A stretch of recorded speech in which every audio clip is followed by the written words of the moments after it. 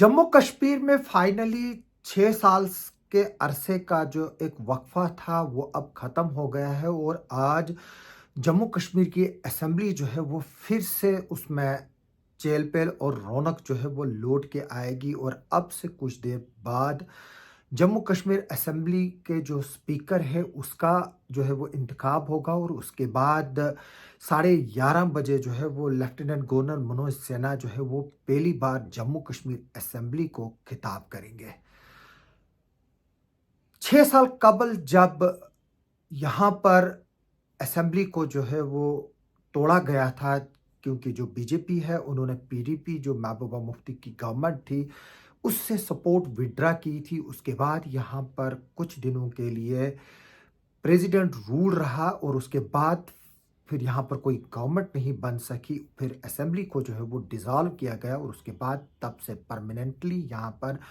President rule जो है वो लगा रहा और वो प्रेसिडेंट रूल जो है जब उमर अब्दुल्ला ने 8 तारीख को हलफ उठाया चीफ मिनिस्टर की हैसियत से उसके बाद वो ख़त्म हो गया है। आज अब असेंबली जो है वो शुरू होने जा रही है। जम्मू कश्मीर असेंबली में 90 सीटें हैं लेकिन इस असेंबली सेशन में जो है वो 88 लोग होंगे क्योंकि देवेंद्र राणा जी की मौत के बाद जो है वो स्ट्रेंथ जो है वो 88 पहुंच गई है क्योंकि उमर अब्दुल्ला जो है वो 2 सीटों से इलेक्ट हुए थे और उन्होंने बीरवा सीट से रिज़ाइन किया और गांदरबल सीट जो है वो रिटेन की।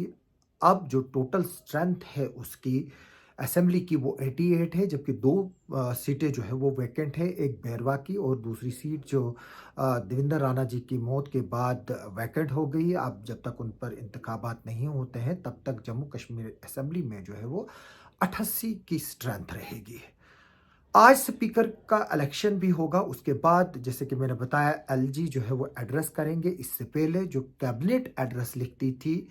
और जो ड्राफ्ट बनाती थी वही जो है वो यहाँ का गवर्नर जो है उसको पढ़ता था और वही पॉलिसी जो है वो अपनाई जाती थी क्योंकि जो गवर्नर है उसको एक लफ्ज़ भी लेफ्ट और राइट करने की इजाज़त नहीं थी और जो कैबिनेट ड्राफ्ट देती थी वही ड्राफ्ट जो है वो गवर्नर अपने एड्रेस में पढ़ता था। लेकिन अब जो है वो सिचुएशन डिफरेंट है। एलजी जो है वो इस बार बाउंड नहीं है कि वो गवर्नमेंट की हर पॉलिसी को और उसी ड्राफ्ट को जो है वो फाइनल जो है वो अपने एड्रेस में पढ़े। वो जाहिर से तौर से बात है, एक तो वो नेशनल कॉन्फ्रेंस के जो एजेंडे होंगे उनके बारे में भी बात करेगा और उसके बाद जो सेंटर्स की नरेंद्र मोदी जो प्रधानमंत्री की जो डिफरेंट वेलफेयर स्कीम्स हैं और डिफरेंट एजेंडाज है उन पर भी बात करेंगे। एलजी जो है वो जम्मू कश्मीर में कामयाब इलेक्शंस को लेकर भी बात करेगा। एलजी जो है वो अब देखना ये होगा कि क्या वो 370 और 35A को हटाए जाने पर भी जो है वो बात करेगा। वो चंद लम्हों के बाद ही जो है वो हमारे सामने आएगा जब एलजी जो है वो पूरा एड्रेस करेगा लेजिस्लेटिव असेंबली को। उसके बाद फिर कल जो है वो ओबिचुरी रेफरेंसेस होंगे यानी कि इस दौरान जितने भी जो साबका मेंबर हैं, चाहे मेंबर पार्लियामेंट हो, चाहे एमएलएज हो, एमएलसीज हो, ऑल ओवर इंडिया में कहीं भी जिनकी डेथ हुई हो उनके जो है वो ओबिचुरी रेफरेंसेस लिए जाएंगे जिनमें देवेंद्र सिंह राणा और जो बुखारी साहब है उनको ट्रिब्यूट जो है वो पे की जाएगी उस ओबिचुरी के रेफरेंस के दौरान। उसके बाद 6, 7 और 8 को जो है वो डिस्कशन होगी जो एलजी का एड्रेस है और उसके बाद चीफ मिनिस्टर उमर अब्दुल्ला जो है वो उस पर जो है वो जवाब भी देंगे और जाहिर से तौर से बात है कि कुछ उसमें खट्टाइयाँ भी होंगी और कुछ मिठाइयाँ भी होंगी। वो अब देखना होगा कि जो लोग इसमें डिस्कशन करेंगे वो क्या-क्या बताएँगे और सबसे अहम जो डिस्कशंस में देखना होगा कि जो बीजेपी इस वक़्त प्रिंसिपल अपोज़िशन पार्टी है विद 28 मेंबर्स और जिनके leader of opposition Sunil Sharma है, जिस पर हमने कुछ देर पहले आपको एक वीडियो भी दिखाया कि किस तरह से उनका एक सफ़र जो है वो किश्तवाड़ के छोटे से इलाके से लेकर एक जम्मू कश्मीर के पावरफुल बीजेपी लीडर तक का रहा।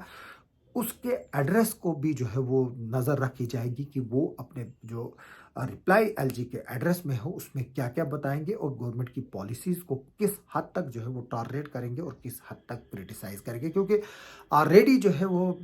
प्राइम मिनिस्टर ने, होम मिनिस्टर ने, डिफेंस मिनिस्टर ने और जो टॉप बीजेपी की लीडरशिप है उन्होंने इस बात का जो है वो इशारा दिया है कि वो हर सही काम पर जो है वो नेशनल कॉन्फ्रेंस गवर्नमेंट को जो है वो साथ देंगे और उनके साथ रहेंगे और सेंटर्स की जो स्कीम्स है वो भी देश भर के बाकी स्टेट्स और यूटीज़ की तरह जम्मू एंड कश्मीर में भी जो है वो जो है वो इम्प्लीमेंट की जाएगी। लेकिन सबसे बड़ी बात ये है कि जम्मू कश्मीर असेंबली में स्टेटहुड की रेस्टोरेशन को लेकर रेजोल्यूशन आएगा और ये आना तय है। और उस पर सेंटर का क्या रवैया रहेगा, कब तक जो है वो यहाँ पर स्टेट जो है वो वापस दी जाएगी, उसको जो है वो मद्देनज़र रखा जा रहा है। और उस पर जो है वो बेस ज़ाहिर से तौर से बात है, जो वोट ऑफ थैंक्स होता है या डिस्कशन होती है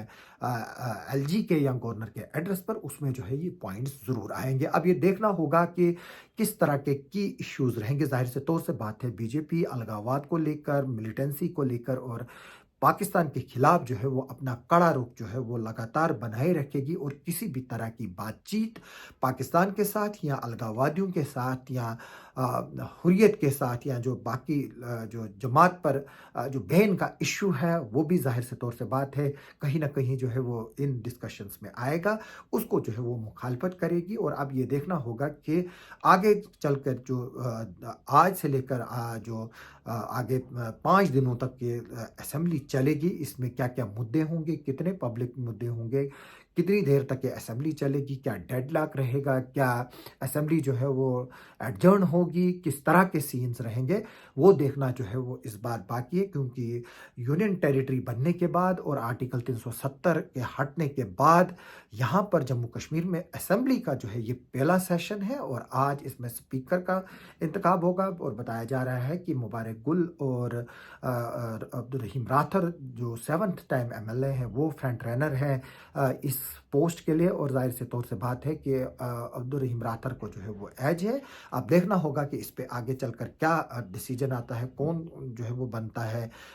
स्पीकर और डिप्टी स्पीकर कौन बनता है, आया क्या बीजेपी का डिप्टी स्पीकर बनेगा, क्योंकि नाम नरिंदर सिंह जो एमएलए बीजेपी के हैं उनका आ रहा है। अब देखते हैं क्या नेशनल कॉन्फ्रेंस डिप्टी स्पीकर की पोस्ट बीजेपी को ऑफर करती है कि नहीं करती है, वो चंद लम्हों के बाद जो है वो पता चलेगा। इस खबर पर हमारी नज़र आगे भी रहेगी। आप सबका हमारे साथ बने रहने के लिए बहुत बहुत शुक्रिया।